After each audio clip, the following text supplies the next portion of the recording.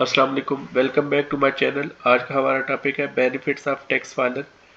अगर आप अपनी टैक्स रिटर्न फाइल करते हैं तो आपको बहुत सारे उसके फ़ायदे हैं। कुछ लोगों का ख्याल है कि टैक्स रिटर्न अगर आप फाइल करेंगे तो हमारे लिए प्रॉब्लम्स होंगी।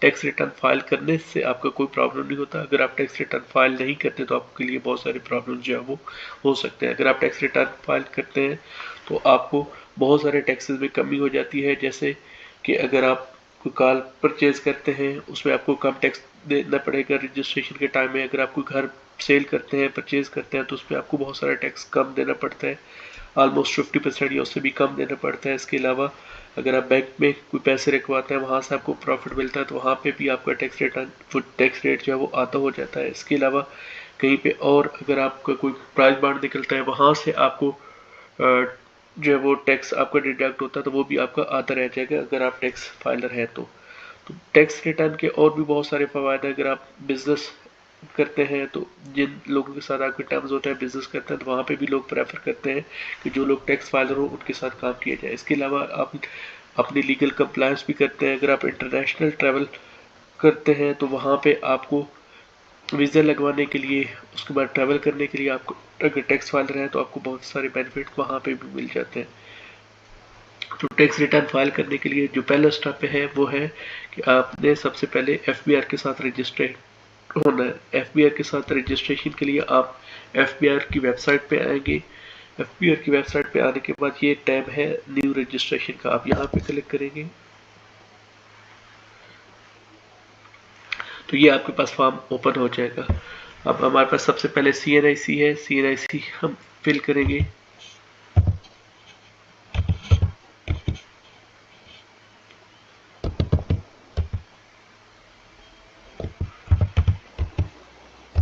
जी, CNIC डालने के बाद अब हमारे पास यहाँ पे ये प्रीफिक्स है, यहाँ से मिस्टर या मिसेस सिलेक्ट करेंगे। उसके बाद यहाँ पे अपना फर्स्ट नेम डालेंगे। फर्स्ट नेम एंटर करने के बाद यहाँ पे मिडिल नेम है, अगर मिडिल नेम है तो वो डालेंगे, अगर नहीं है तो आप जस्ट लास्ट नेम जो है वो भी डाल सकते हैं। नाम एंटर करने के बाद आप यहाँ पे सर्विस प्रोवाइडर है कि आप कौन से सिम यूज़ करते हैं, मोबिलिंक है, टेलीनार है, यूफोन है, यहाँ से यूफोन सेलेक्ट कर लिया। अब आपने यहाँ पे अपना मोबाइल नंबर देना है, वो 0092 के साथ स्टार्ट होगा। मोबाइल नंबर डालने के बाद यहाँ पे कंफर्म मोबाइल नंबर है, वो भी 0092। मोबाइल नंबर कंफर्म करने के बाद आप यहाँ पे अपना ईमेल डालेंगे। ईमेल एंटर करने के बाद यहाँ पे आप अपने ईमेल को वेरीफाई करेंगे, उसे कंफर्म करेंगे।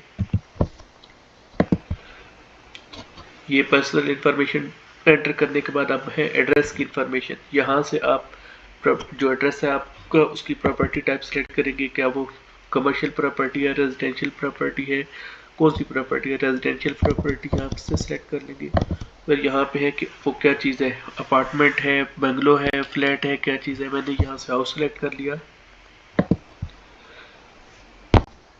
उसके बाद यहाँ पे उसका मेजरमेंट यूनिट है, वो कनाल में है, मरला में है, तो यहाँ से मैंने मरला सेलेक्ट कर लिया। यहाँ पे आप कितने मरले का वो घर है वो आप सेलेक्ट एंटर कर देंगे। उसके बाद यूनिट नंबर, यहाँ पे हाउस नंबर मैंने एंटर कर लिया। उसके बाद यहाँ पे स्ट्रीट नंबर एंटर करना है। स्ट्रीट नंबर के बाद ये लोकेलिटी है कि कौन सी लोकेलिटी है, कौन सा एरिया, वो आप एंटर करेंगे। उसके बाद यहाँ पे आता है सिटी। सिटी में आप से कि मैं यहाँ पे लाहौर एंटर करता हूँ, लाहौर किया। उसके बाद यहाँ से सर्च किया तो अब मेरे पास ये लाहौर के डिफरेंट जोन्स आ गए। इनमें से कोई एक जो आपके रिलेटेड होगा वो आपने सेलेक्ट करना है।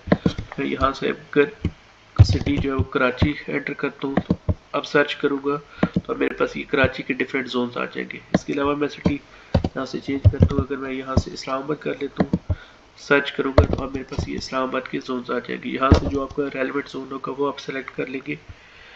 उसके बाद ये है कैपेसिटी कि क्या ये जो घर है इसके आप ओनर हैं या आप रेंट पे रहते हैं। आप जो होगा, ओनर है तो ओनर सेलेक्ट कर लें, अगर आप रेंट पे रहते हैं तो बेनामी वाला ऑप्शन जो सेलेक्ट कर लेंगे।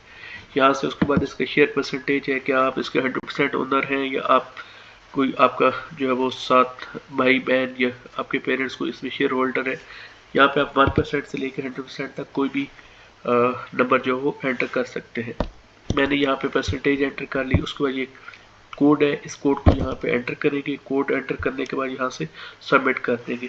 सबमिट करेंगे तो आपको आपके मोबाइल पे और ईमेल पे आपका रजिस्ट्रेशन नंबर और उसका कोड जो है वो आ जाएगा। वो आने के बाद आप यहाँ पे अपना CNIC नंबर डालेंगे। आपको पासवर्ड जो है वो यहाँ पे आप एंटर कर देंगे, पासवर्ड। और ये चीज़ें एंटर करने के लिए आप सबसे पहले CNIC डालेंगे। यहाँ पे CNIC डाल लिया।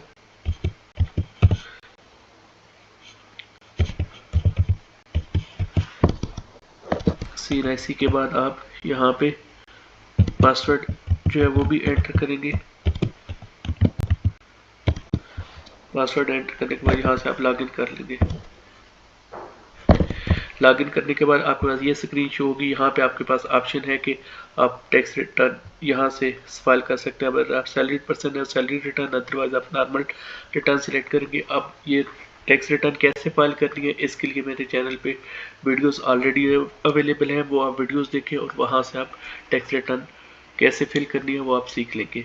इसके अलावा जब आप first time tax return file करते हैं तो आपको उसी टाइम सेम टाइम में आप टैक्स फाइलर लिस्ट में नहीं आते, एक्टिव टैक्स पेयर लिस्ट में नहीं आते।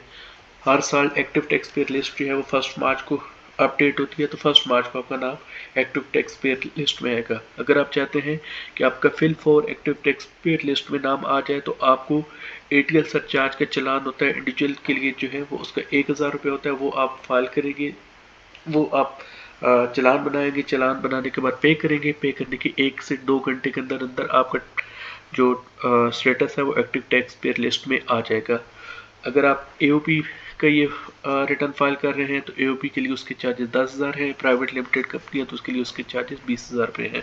इंडिविजुअल के लिए बाकी 1,000 रुपये का चलान है वो आप पे करेंगे। अब आपने ये चलान कैसे बनाना है, इसको कैसे पे करना है, इसके लिए भी मेरे चैनल पे वीडियो अवेलेबल है, वो आप देखें और आप टैक्स फाइलर बने और बेनिफिट्स लें।